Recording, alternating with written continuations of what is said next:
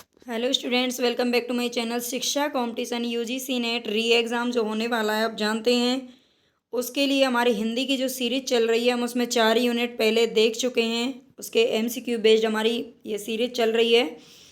तो यूनिट 5 हमारा है आज हिंदी कविता। हिंदी कविता आप जानते हैं यूनिट 5 का। तो उसमें कविताएं दी हुई हैं बहुत सारी, और उनमें से जो भी क्वेश्चन बन सकते हैं वो, और इस कविता को हम, इस वाली यूनिट को हम 2 पार्ट में पढ़ेंगे। आज यहाँ पर 20 क्वेश्चन आपको मिलेंगे, और कोशिश की है मैंने कि बहुत ही मतलब अच्छे क्वेश्चन लेने की, जो बिल्कुल अपने अच्छे से मतलब मैंने बना करके लिए हैं। बाकी आप मुझे बता देना कैसे आपको क्वेश्चन लगे हैं, और इसके अलावा मैं पार्ट सेकंड कल लेकर के आऊँगी, या फिर शाम को जैसे भी मुझे टाइम मिलेगा मैं वैसे आपको प्रोवाइड कर दूँगी। ठीक है, तो चलते हैं हम अपने क्वेश्चन की तरफ। प्लीज़ ज़्यादा से ज़्यादा चैनल को सब्सक्राइब करना है, लाइक करना है वीडियो को, ताकि मुझे मोटिवेशन मिले अंदर से कि हाँ मुझे ये काम करना है आपके लिए और आप पसंद कर रहे हैं। ठीक है, तो ज़्यादा से ज़्यादा सब्सक्राइब करें प्लीज़, और अपना रिवीजन अच्छे से करें। ठीक है, वो मेन चीज़ है। तो चलते हैं हम अपने क्वेश्चन की तरफ। निम्नलिखित में सुदामा पांडे धूमिल की कविताएं कौन सी हैं? तो बताएं यहाँ पर। सुदामा पांडे धूमिल की कुछ हमारे सिलेबस में कविताएं लगी हुई हैं, तो इनमें से कौन सी कविता है जो कि सुदामा पांडे धूमिल की है या फिर नहीं है? तो नक्सलबाड़ी, मोचीराम, अकाल दर्शन, रोटी और संसद। आप पहले अपना देखो, एमसीक्यू जो सीरीज होती है उसका मतलब ही यही होता है कि आप अपना क्वेश्चन पहले मतलब आंसर गैस कर लें, लगा लें, और आप खुद देखें कि आपकी तैयारी कितनी है और आपको इसमें से कितने क्वेश्चन है जो आ रहे हैं। ठीक है, तो सुदामा पांडे धूमिल की नक्सलवाड़ी भी है, मोचीराम, मोचीराम, अकाल दर्शन, रोटी और संसद। ये चारों की चारों जो कविताएं हैं वो सुदामा पांडे धूमिल की हैं। और अगर हम इनकी बात करें तो जो नक्सलबाड़ी है ये संसद से सड़क तक जो काव्य संग्रह है उसमें संकलित की गई है, और ये 1972 में की गई थी, 1972। मोचीराम को भी संसद से सड़क तक, अकाल दर्शन संसद से सड़क तक। लेकिन जो रोटी और संसद है इसका जो काव्य संग्रह है वो है कल सुनना मुझे, कल सुनना मुझे। ठीक है, जो संसद है ना वो क्या कहती है कि कल सुनना मुझे, आज मैं कोई जवाब नहीं दे पाऊंगा। ठीक है, तो संसद का ये कहना है कि कल सुनना मुझे, और ये 1976 में क्या हुई थी, प्रकाशित हुआ था, मतलब संकलित किया गया था इसे। और ये तीनों की तीनों जो कविता हैं, नक्सलवाड़ी, मोचीराम और अकाल दर्शन, ये किस में संकलित हैं? तो संसद से सड़क तक, संसद से सड़क तक। इनका एक काव्य संग्रह भी आपको याद रखना ही पूछा जाता है। देखो, नक्सलवाड़ी कहाँ से कहाँ तक फैले हुए हैं, तो संसद से लेकर सड़क तक फैले हुए हैं। ऐसे कुछ ट्रिक लगा लेना ताकि आपको याद हो जाएं चीज़ें, और याद रह जाएं। एक बार हो जाती हैं लेकिन पेपर में याद आ जाएं, वो बड़ी बात है। मोचीराम, मोचीराम कहाँ बैठते हैं? सड़क के पार ही आपको ज़्यादातर बैठे मिलते हैं। और अकाल दर्शन, तो अकाल दर्शन मतलब कहाँ कहाँ देखने को मिलता है? संसद के अंदर देखने को मिलता है। क्या? अकाल का दर्शन होता है कहाँ पर? संसद के अंदर। तो ऐसे कुछ ट्रिक लगा लेना, हो सकता है मेरी आपको ठीक नहीं लगे, आप कुछ भी ऐसे सोच के मतलब माइंड से, तो आपको याद रह जाएंगी चीज़ें। तो ये सुदामा पांडे की तीनों चारों की चारों रचनाएं हैं, ध्यान रख लेना। जो तीन, जिसमें से संसद से सड़क तक 1972 में संकलित की गई थी, और रोटी और संसद कल सुनना मुझे, ये इसमें संकलित की गई थी 1976 के अंदर। ठीक है, तो हम कोशिश करेंगे आपको ठीक से एक्सप्लेन करने की, ताकि चीज़ें आपको अच्छे से आपके दिमाग में फिक्स हो जाएं। भूख कौन उपजाता है? वह इरादा जो तरह देता है, या वह घृणा जो आँखों पर पट्टी बांधकर हमें घास की सट्टी में छोड़ आती है? तो भूख कौन उपजाता है? निम्नलिखित काव्य पंक्तियां सुदामा पांडे धूमिल की किस कविता से ली गई हैं? ये तो तय है, ये भी आपसे पूछा जा सकता है। भूख कौन उपजाता है, एक पंक्तियां देकर कि ये किस कवि की पंक्तियां हैं? तो आपको ध्यान रखना है, सुदामा पांडे किसकी हैं? सुदामा पांडे धूमिल की कविता से ली गई हैं। और ये किस कविता से ली गई हैं तो बताएं यहाँ पर। अकाल दर्शन, नक्सलवाड़ी, थोड़ा सा ऊपर करते हैं, अकाल दर्शन, नक्सलवाड़ी, मोचीराम या रोटी और संसद। ये चार कविताएं हैं जो हमारे सिलेबस में मेंशन की हुई हैं। ठीक है, तो यहीं से ही आपको मेन चीज़ होती है कि जो पेपर में पूछा जाता है वो जो आपके सिलेबस में वही आता है। ठीक है, तो फिर भी आप थोड़ा बहुत, जैसे कि धूमिल के बारे में है तो थोड़ा बहुत और आप चाहें तो कुछ जो इनकी अलग से और कविताएं उनको भी देख सकते हैं। वैसे ज़्यादातर 90% तो आप पीछे के पेपर उठा के देखिए, यहीं से ही क्वेश्चन पूछे जाते हैं जो आपके सिलेबस में दे रखा है। तो बताइए, भूख कौन उपजाता है, ये किस सुदामा पांडे धूमिल की कविता से लिया गया है, लेकिन कौन सी कविता से ली गई है ये वाली पंक्तियाँ? अकाल दर्शन, नक्सलवाड़ी, मोचीराम या रोटी और संसद। ठीक है, तो भूख को देख करके कहीं रोटी तो लगा नहीं देना। ठीक है, ये रोटी से इसका कोई संबंध नहीं है, ये ली गई है अकाल दर्शन से। किससे ली गई है? अकाल दर्शन से। ठीक है, ये इससे पंक्तियां ली गई हैं, इसका ध्यान रखना। भवानी प्रसाद मिश्र का पहला काव्य संग्रह कौन सा है? तो बताएं आप, भवानी प्रसाद मिश्र हमारे उसमें सिलेबस में हैं। तो भवानी प्रसाद मिश्र, जिनको सहजता का कवि भी कहा जाता है, इनका एक और नाम है सहजता का कवि, ये भी नाम आप ध्यान रख लेना। सहजता का कवि इनको कहा जाता है, भवानी प्रसाद मिश्र जी को। तो इनका पहला काव्य संग्रह कौन सा है? गीत फरोश, बुनी हुई रस्सी, चकित है दुख, खुशबू के शिलालेख। पहले तो ये चारों के चारों काव्य संग्रह आप याद रख लेना, ये किसके हैं? भवानी प्रसाद मिश्र जी के हैं। और इनमें से पहले की अगर बात करें तो वो है गीत फरोश। कौन सा है? गीत फरोश इनका पहला काव्य संग्रह है, जो कि 1956 में क्या हुआ था? प्रकाशित हुआ था। ठीक है, 1956 में। हमारे जो सिलेबस है उसमें गीत फरोश और सतपुड़ा के जंगल। ठीक है, गीत फरोश एक कविता का नाम भी है और काव्य संग्रह का नाम भी है, ये भी ध्यान रखना। 1956 में ये प्रकाशित हुआ था। और सतपुड़ा के जंगल जो रचना है, जो इनकी कविता है, जो कि हमारे सिलेबस में है, वो भी गीत फरोश काव्य संग्रह में संकलित है। ठीक है, मैं लिख देती हूँ यहाँ पे अगर आपको ध्यान नहीं रहता है तो। वैसे आप ठीक से ना सुन लिया करें। सतपुड़ा के जंगल। ठीक है, सतपुड़ा के जंगल ये कविता किस में संकलित है? तो ये गीत फरोश नामक काव्य संग्रह में संकलित है, जो कि भवानी प्रसाद मिश्र सहजता के कवि का प्रथम काव्य संग्रह है। वह कैद कर लाया ईमान, वह कैद कर लाया ईमान, सुल्तानी निगाहों में निगाहें डालता, सुल्तानी निगाहों में निगाहें डालता, बेखौफ नीली बिजलियों को फेंकता, खामोश। निम्नलिखित काव्य पंक्तियां किस कवि की हैं? तो बताएं आप, किस कवि की पंक्तियां हैं ये? देखो, कविता भी आपको पता होना चाहिए और कवि का नाम भी आपको पता होना चाहिए। दो तरीके से क्वेश्चन पूछा जाता है पंक्तियों से, कि ये किस कवि की हैं या फिर किस कविता से ली गई हैं। ठीक है, तो दोनों तरीके से मैंने क्वेश्चन रखे हैं, आप थोड़ा सा इनका ध्यान रखना। वैसे मैं आपको समझाऊंगी तो सारा ही। तो वह कैद कर लाया गया ईमान, ये सुल्तानी निगाहों में निगाहें डालता, बेखौफ नीली बिजलियों को फेंकता, खामोश। ये काव्य पंक्तियां किस कवि की हैं? क्या ये अज्ञे की हैं, सुदामा पांडे धूमिल की हैं, मुक्तिबोध की हैं, या फिर भवानी प्रसाद मिश्र जी की हैं? बताएं, आपने अपना आंसर सोच लिया होगा। तो हम यहाँ पर मैं आपको बता देती हूँ, ये किसकी हैं? मुक्तिबोध की। ये किस कविता से ली गई हैं? तो ये मुक्तिबोध की, मुक्तिबोध कवि का नाम है, और ये ली गई हैं भूल गलती। किससे ली गई हैं? जो इनकी कविता है भूल गलती, हमारे सिलेबस में मेंशन है, भूल गलती से ली गई हैं। और भूल गलती किस काव्य संग्रह में संकलित है, ये भी ध्यान रखना। तो ये चांद का मुंह टेढ़ा है। ठीक है, देखो मुक्तिबोध से मैं आपको बता देती हूँ, मुक्तिबोध की 3 जो रचनाएं हैं, जो कविताएं हैं, वो हमारे सिलेबस में है, भूल गलती, ब्रह्म राक्षस और अंधेरे में। अंधेरे में उनकी एक लंबी कविता है। और ये तीनों की तीनों अगर हम संग्रह की बात करें तो एक चांद का मुंह टेढ़ा है, जो कि 1964 में प्रकाशित हुआ था। कब हुई थी? 1964 में प्रकाशित हुआ था। उसमें ये संकलित किए गए हैं तीनों की तीनों रचनाएं। ठीक है, तो आपको समझ में आ गया होगा। भूल गलती, देखो किसी से भूल हो जाती है ना या गलती हो जाती है, तो बंदा क्या कह रहा खड़ा रहता है? कैसे? खामोश, बिल्कुल खामोश रहता है ना। अगर किसी से कुछ गलती हो जाती है तो क्या हो जाता है? खामोश हो जाता है। तो ऐसे करके, और कोई गलती करेगा तभी तो उसको कैद करके लाया जाएगा। ऐसे आप थोड़ा सा मतलब याद रख लेना इनको। निम्न में से कौन सी कविता है जो कि अज्ञे की नहीं है? इसमें से कौन सी कविता है जो कि अज्ञे की नहीं है, बताएं। मनुष्य हूँ यह दीप अकेला, कलगी बाजरे की, हरी घास पर छन भर। तो आपने पढ़ा होगा, यह दीप अकेला, कलगी बाजरे की, हरी घास पर छनवर, ये तीनों की तीनों जो रचनाएं हैं वो आगे की हैं। लेकिन जो मनुष्य हूँ ये किसने लिखा है? तो ये किसकी कविता है? नागा अर्जुन की है। किसकी है?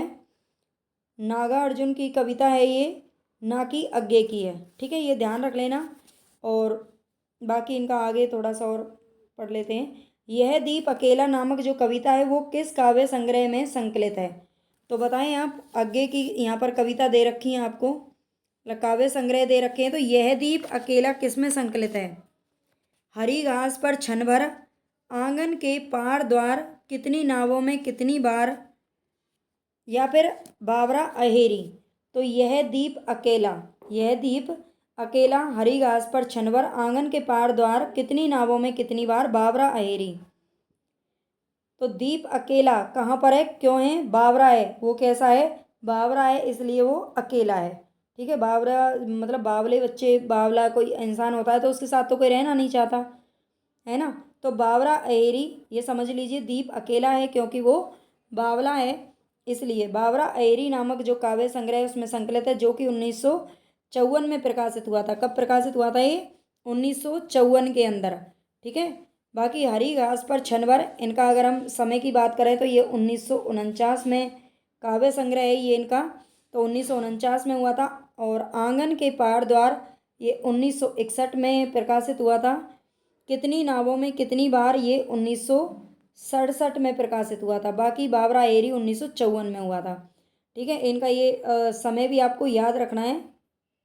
नागा अर्जुन की, देखो वैसे कहने को तो मैंने कम ही क्वेश्चन लिए हैं, 20 ही क्वेश्चन हैं, लेकिन मुझे पता था इसमें भी काफ़ी ज़्यादा बहुत सारे क्वेश्चन छुपे हुए हैं।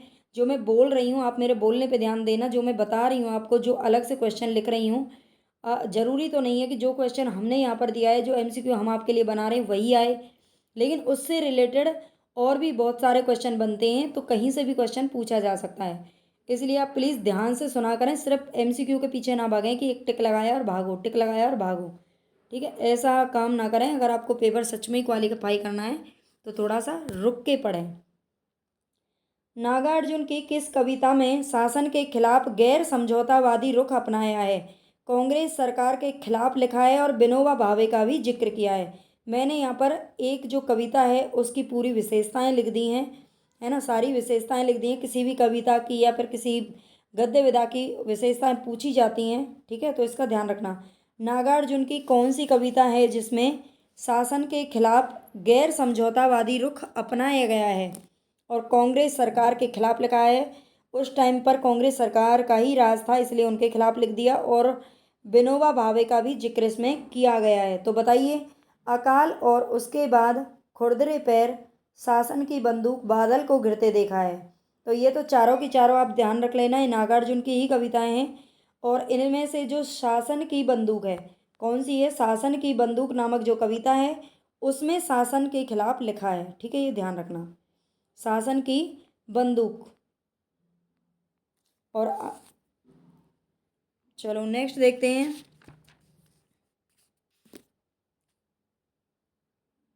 नेक्स्ट क्वेश्चन है हमारा, दो न्याय अगर तो आधा दो, दो न्याय अगर तो आधा दो, पर इसमें भी यदि बाधा हो तो दे दो केवल 5 ग्राम, रखो अपनी धरती तमाम। ठीक है, ध्यान से पढ़ना इन पंक्तियों को। दो न्याय अगर तो आधा दो, पर इसमें भी यदि बाधा हो तो दे दो केवल 5 ग्राम, रखो अपनी धरती तमाम। निम्नलिखित काव्य पंक्तियां रामधारी सिंह दिनकर की रश्मि रथी के किस स्वर्ग से ली गई हैं? सबसे पहले तो रश्मि रथी का अर्थ आपको याद रखना चाहिए। रश्मि रथी का अर्थ जो यहाँ पर है वो है करण से। किससे है आप जानते होंगे, महाभारत कभी ना कभी आपने पढ़ी और सुनी और लिखी या देखी होगी। ठीक है, तो उसमें जो रश्मि रथी है, इसमें जो रामधारी सिंह दिनकर की ये कविता है, रश्मि रथी, और रश्मि रथी का अर्थ बताया उन्होंने, ऐसा व्यक्ति जिसका रथ, यानी कि रथ को बोलते हैं रथ, अर्थात रश्मि अर्थात पुण्य का हो। इस नाम में काव्य में जो रश्मि रथी है उसको करण को कहा गया है। ठीक है, ये ध्यान रखना। तो दो न्याय अगर तो आधा दो, ये किस सर्ग से लिया गया है ये तो ध्यान रखना। ये रामधारी सिंह दिनकर की पंक्तियां हैं और रश्मि रथी से ली गई हैं, लेकिन यहाँ पर और डीप पूछा गया है कि ये किस सर्ग से ली गई हैं। तो बताएं, ये भी आपको बता देती हूँ। रश्मि रथी के अंदर 7 सर्ग हैं टोटल। कितने हैं? 7 सर्ग हैं, जिसका प्रकाशन वर्ष है 1992। ठीक है, और ये खंड काव्य है। क्या है ये? एक कहाँ पे लिखूँ? यहाँ पे लिख देती हूँ। खंड काव्य है। ठीक है, खंड काव्य है, ये ध्यान रखना। रश्मि रथी में 7 सर्ग हैं। ठीक है, 7 सर्ग हैं, रामधारी सिंह दिनकर के द्वारा रचित है। रश्मि रथी का अर्थ कर्ण है। 1952 इसका प्रकाशन वर्ष है। एक खंड काव्य है।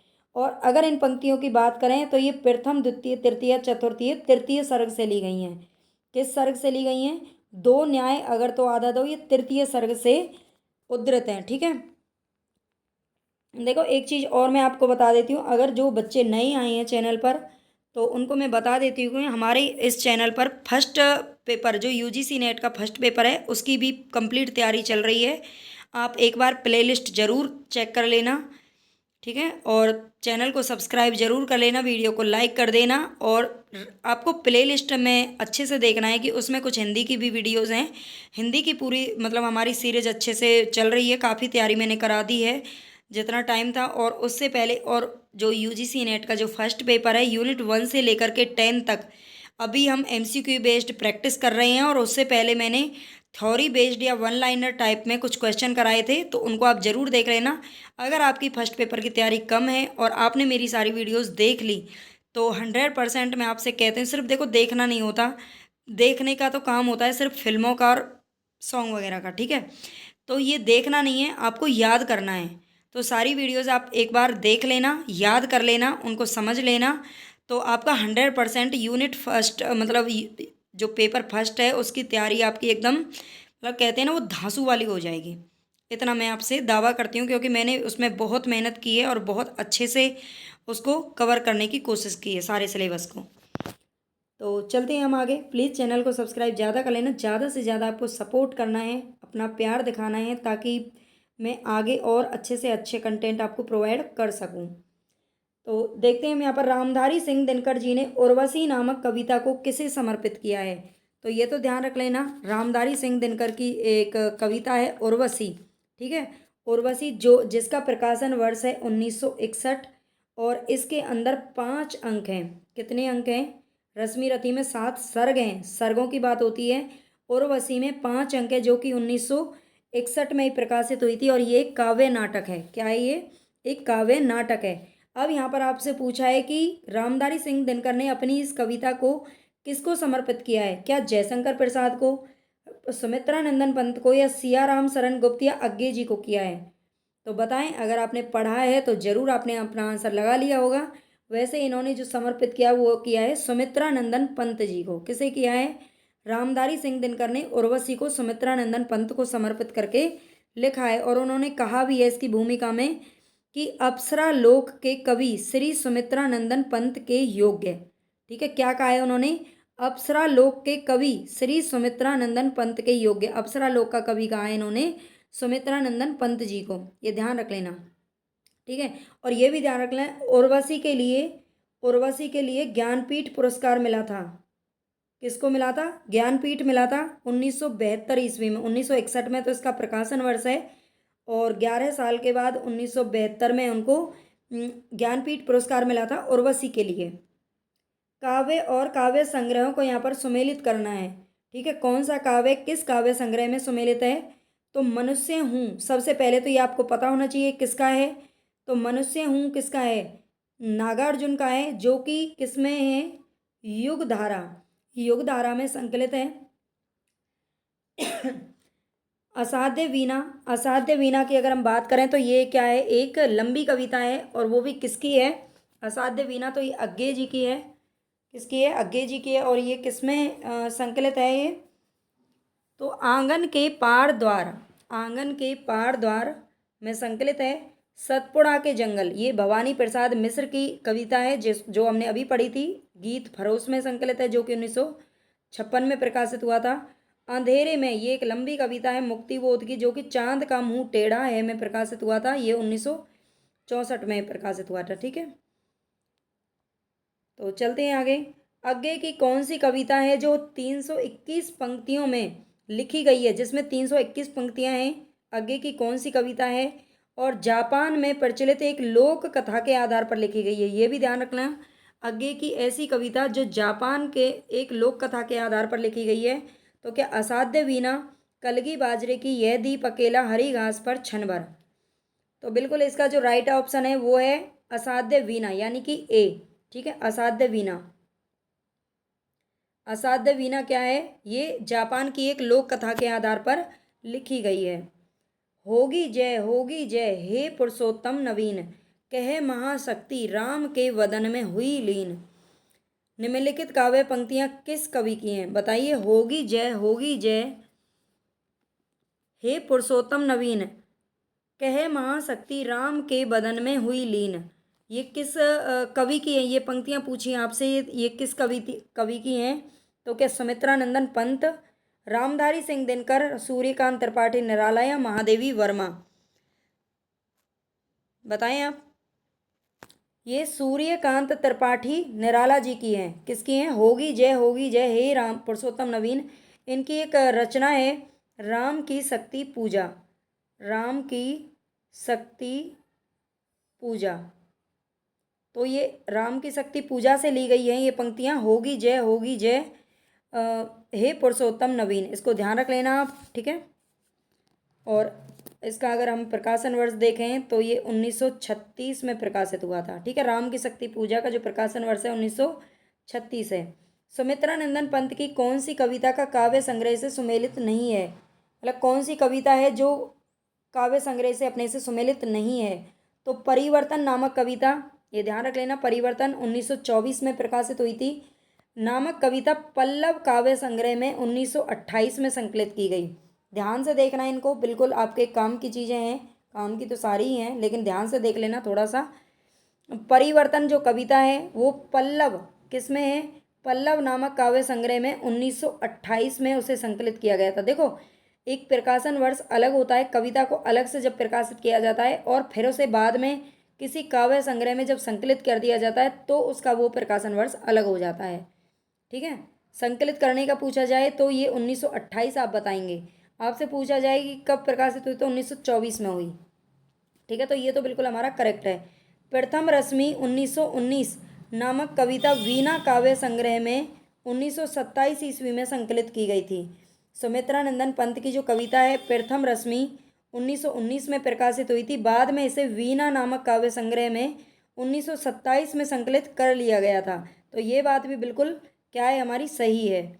नेक्स्ट क्वेश्चन देखें, द्रुत झरो जगन के जीर्ण पत्र। द्रुत झरो जगत के जीर्ण पत्र 1934, ये 1934 में प्रकाशन वर्ष है इसका, और ये युगांत काव्य संग्रह में 1936 में संकलित की गई थी। ये भी ध्यान रखना, ये किस में संकलित की गई थी, युगांत। ठीक है, युगांत क्या है, काव्य संग्रह है सुमित्रा नंदन पंत का, और इसे 1936 में संकलित किया गया था।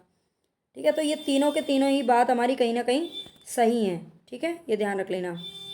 आप चाहें तो यहाँ से एक बार स्क्रीनशॉट ले सकते हैं, ये तीनों के तीनों बिल्कुल करेक्ट ऑप्शन है। ठीक है, पल के मन के फेर पुजारी विश्व सो गया, प्रतिध्वनि का इतिहास प्रस्तरों के बीच खो गया, सांसों की समाधि का प्रस्तरों बीच खो गया, सांसों की समाधि सा जीवन मसी सागर का पंथ बन गया। निम्नलिखित काव्य पंक्तियां महादेवी वर्मा की हैं, ये ध्यान रख लेना। पल के मन के फेर पुजारी विश्व सो गया, ये कौन कह रही हैं, महादेवी वर्मा जी ने कहा है। और ये किस कविता से ली गई हैं, किस कविता में उन्होंने ये बात कही थी। तो बीन भी हूँ मैं तुम्हारी रागनी भी हूँ, मैं नीर भरी दुख की बदली, फिर विकल हैं प्राण मेरे, यह मंदिर का दीप इसे नीरव जलने दो। तो ये ध्यान रख लेना, ये चारों की चारों हमारे सिलेबस में मेंशन की हुई हैं और इनमें से क्वेश्चन पूछा जाना तय है। तो बीन भी हूँ मैं तुम्हारी रागनी भी हूँ, ये किससे लिया गया है, यह मंदिर का दीप इसे नीरव जलने दो, ये इस वाली कविता से लिया गया है। पल के मन के फेर पुजारी विश्व सो गया, ठीक है, सो गया है लेकिन मंदिर का दीप फिर भी जलने दो, ऐसा वो बोलती हैं। किस आलोचक के अनुसार कुकुरमुत्ता में क्रांतिकारी चेतना नहीं बल्कि बचकाना विद्रोह प्रदर्शन अधिक है, बताइए किसने बोल दिया ये वाली बात। कुकुरमुत्ता आप जानते हैं ये निराला जी की कविता है, और ये जो कविता है वो एक मतलब क्रांतिकारी कविता मानी जाती है, क्योंकि इसमें जो अमीर वर्ग और गरीब वर्ग है, मतलब एक शोषित वर्ग है और एक शोषण वाला वर्ग है, शोषक वर्ग है, तो उन दोनों का इसमें क्या किया गया है, दिखाया गया है दोनों को। तो कुकुरमुत्ता में क्रांतिकारी चेतना नहीं है बल्कि बचकाना विद्रोह है, ये बात किसने बोली थी? तो क्या रामचंद्र शुक्ल ने ऐसा बोला, डॉक्टर बच्चन ने, डॉक्टर रामविलास शर्मा, या फिर हजारी प्रसाद द्विवेदी जी ने बोला? ये बोला था डॉक्टर रामविलास शर्मा जी ने। डॉक्टर रामविलास शर्मा जी कहते हैं कि कुकुरमुत्ता में क्रांतिकारी चेतना नहीं है बल्कि क्या है, बचकाना विद्रोह प्रदर्शन अधिक है। ठीक है। निराला की किस कविता का प्रारंभ राम और रावण के युद्ध की विभीषिका के वर्णन से होता है?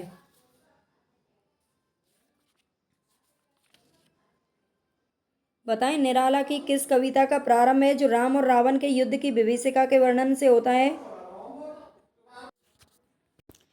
बताएं, निराला की कौन सी कविता है जिसका प्रारंभ राम और रावण के युद्ध की विभीषिका के वर्णन से होता है? तो आप जानते हैं राम और रावण के युद्ध से संबंधित उनकी जो रचना है वो है राम की शक्ति पूजा। ठीक है, राम की शक्ति पूजा। तो राम की शक्ति पूजा से का जो प्रारंभ है वो राम और रावण के युद्ध से दिखाया गया है, जिसका प्रकाशन वर्ष है 1936 ईस्वी। अगर हम बात करें किस काव्य संग्रह में संकलित है, तो ये अनामिका काव्य संग्रह में संकलित है। अनामिका, ठीक है, ये ध्यान रखना, अनामिका में ये संकलित है। नेक्स्ट चलते हैं, कामायनी के सारे प्रतीक आधुनिक जीवन से लिए गए हैं ना कि पौराणिक या मिथकीय संदर्भों से। तो कामायनी के जो सारे प्रतीक हैं ये आधुनिक जीवन से लिए गए हैं ना कि पौराणिक या मिथकीय संदर्भों से। ये किस आलोचक ने बोला है? क्या डॉक्टर नगेंद्र ऐसा बोलते हैं, नामवर सिंह, डॉक्टर इंद्रनाथ मदान, या फिर मुक्तिबोध ने कहा है? बताएं। कामायनी के बारे में तो अगर आप पढ़ेंगे ना तो पूरी एक मतलब पूरी एक क्लास बन जाएगी। कामायनी के लिए इतने सारे आलोचकों ने अपने मत दिए थे, बहुत कम से कम मैं आपको बताऊं जो इम्पोर्टेंट मुझे लगे हैं, कम से कम ऐसे भी 15-20 कथन हो जाएंगे। ठीक है, बहुत सारे हैं, कम से कम 2-3 पेज भरे हुए हैं। टाइम मिलेगा तो बाद में कर लेंगे। बाकी अभी आप ये बता दीजिए कि कामायनी के सारे प्रतीक आधुनिक ये किसने लिखा था? क्या डॉक्टर नगेंद्र ऐसा मानते हैं, नामवर सिंह, डॉक्टर इंद्रनाथ मदान, या फिर मुक्तिबोध? तो देखो डॉक्टर नगेंद्र जो है वो कामायनी को एक रूपक काव्य मानते हैं। क्या कहते हैं? रूपक काव्य कहा है इन्होंने, है ना। और इसका सही आंसर है वो है नामवर सिंह। नामवर सिंह ने ये बोला था। डॉक्टर इंद्रनाथ मदान की हम बात करें तो इन्होंने इसे असफल कृति कहा है। कामायनी को असफल कृति किसने बोल दिया? ठीक है, ये पता नहीं इन्होंने कैसे, किस अपने होश आवास में नहीं थे क्या, कैसे थे जो असफल कृति बोल दिया, जबकि आज तक मतलब इतने सारे पढ़े हैं, सबने इसकी तारीफ ही की है। और मुक्ति बोध की अगर बात करें तो मुक्ति बोध ने इन्होंने इसे एक फैंटेसी काव्य कहा है। क्या कहा है? फैंटेसी काव्य कहा है। इन चारों का तो आप याद रख ही लेना।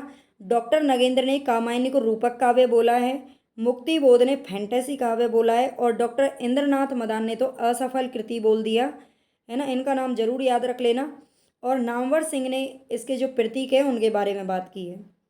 निम्नलिखित कविता और काव्य संग्रह से संबंधित कौन सा कथन है जो कि गलत है?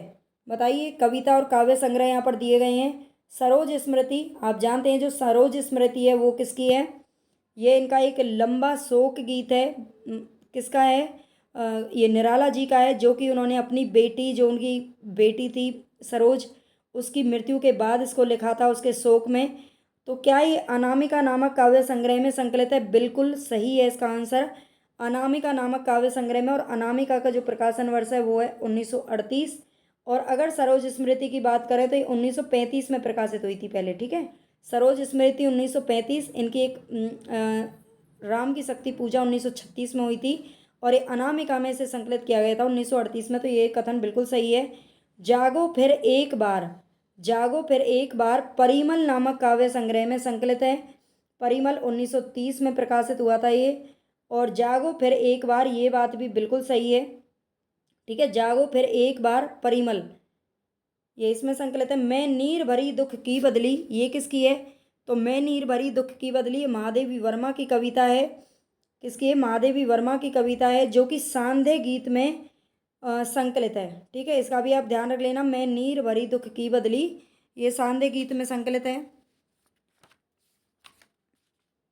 और इनके अगर हम बात करें, सांध्य गीत 1936 में प्रकाशन वर्ष है इसका, ठीक है, 1936।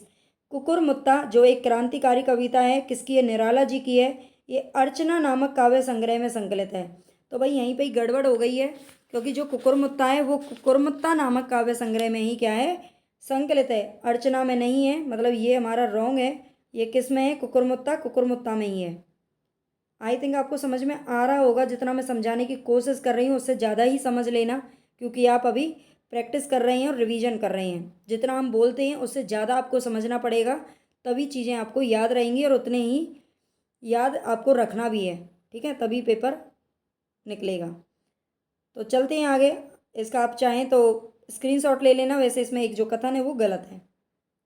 सुमित्रानंदन पंत ने अपने किस काव्य संग्रह को अपना दूध मुहा प्रयास कहा है? दूध मुहा प्रयास किस काव्य संग्रह को कहा है? वीणा, युगांत और पल्लव। वीणा, युगांत और पल्लव ये तीनों के तीनों काव्य संग्रह हैं किसके? सुमित्रानंदन पंत जी के। और इन्होंने जो इनका वीणा नामक काव्य संग्रह है, इसको क्या कह दिया? दूध मुहा प्रयास, ठीक है। नील परिधान बीच सुकुमार, खुल रहा मृदुल अध खुला अंग, खिला हो ज्यों बिजली का फूल, मेघवन बीच गुलाबी रंग। काव्य पंक्तियां कामायनी के किस स्वर्ग, सॉरी, अरे बाप रे, यहाँ पे स्वर्ग नहीं है, सर्ग है, ठीक है। आप जानते हैं जो कामायनी है उसमें 15 सर्ग हैं। 15 सर्गों के आपको क्या रखने हैं? बिल्कुल क्रम वाइज उनके नाम भी आपको ध्यान रख लेंगे, क्योंकि उसमें क्रम पूछा जाता है। कोई सा भी आपको 7वां, 8वां, 9वां, 10वां या पहला, दूसरा ऐसे दे दिए जाएंगे 4 ऑप्शन, और आपसे पूछ लिया जाएगा क्रम के अनुसार लगाइए, ठीक है। आपको ये बता दिया जाएगा। तो आप को 15 के 15 जो इसके सर्ग हैं उसके बारे में ज़रूर पता होना चाहिए, बिल्कुल वो भी क्रमानुसार, ठीक है। तो नील परिधान बीच सुकुमार, खुल रहा मृदुल अध खुला अंग, ये किस सर्ग से ली गई हैं ये वाली पंक्तियाँ? तो काम, चिंता, श्रद्धा या फिर लज्जा? बताएं। ये ली गई हैं श्रद्धा सर्ग से। किससे ली गई हैं?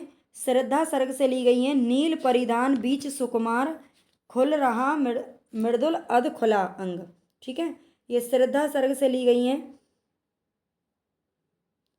तो आज के लिए इतना ही काफ़ी है। देखो यहाँ पर 20 क्वेश्चन है इनके, जैसे कि अभी मैंने आपसे बोला ही है, इसमें जो 15 सर्ग हैं, इन सारे अच्छे से हम पहले वीडियो मैंने बनाई थी, मतलब उसमें देख लेना, आपको चैनल पर प्लेलिस्ट में मिल जाएंगी। जो हिंदी साहित्य के पहले कुछ वीडियो हैं उसमें 10-12, तो उनको देख लेना, वो आपके बहुत ही काम की हैं।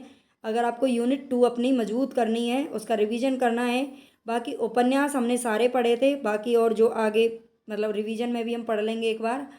और यूनिट 1 से 10 तक मैंने पहले पढ़ाई थी, उसमें यूनिट 5 नहीं थी, लेकिन अब हम यूनिट 5 को अच्छे से पढ़ लेंगे, है ना। एक पार्ट और इसका मिल जाएगा आपको जल्दी ही। और आप अपना वर्क करते रहना प्लीज़, मतलब आपको ज़्यादा से ज़्यादा सब्सक्राइब सपोर्ट करना है, ठीक है, ताकि मोटिवेशन मिलता रहे, खुशी मिलती रहे कि हाँ भाई कोई अप्रिसिएट करने वाला है या फिर देखने वाला है। तो ज़्यादा से ज़्यादा बच्चों तक प्लीज़ चैनल को पहुँचाइए, ठीक है। धन्यवाद।